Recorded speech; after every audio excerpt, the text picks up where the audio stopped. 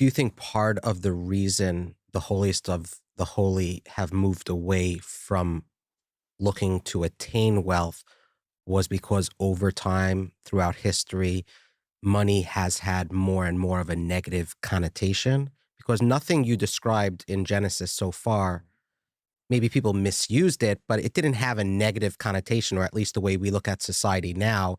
And when someone's laden with wealth, we don't always say, "That's so like, we look negatively on money. Is that part of the reason?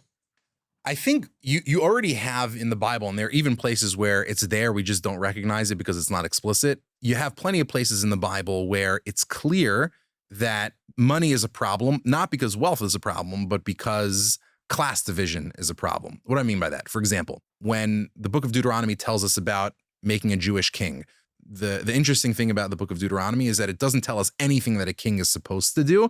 It only tells us things that a king's not allowed to do. So you're not allowed to have too many wives, and you're not allowed to bring the people back to Egypt, etc. What's one of the requirements? Not allowed to have too many horses.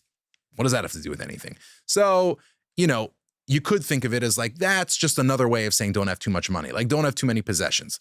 That's actually not what it is at all. What it is what is a king responsible for that nobody else is responsible for?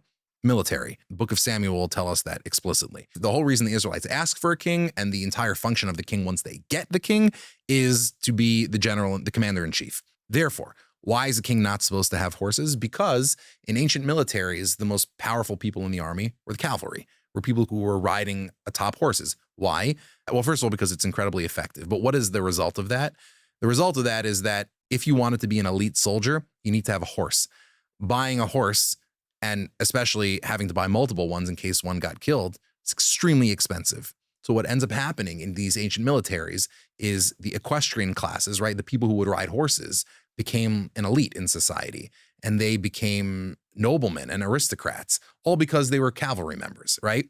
And what Deuteronomy is telling us is that actually in the army of God, in Israel's army, there are no class divisions. There's no cavalry.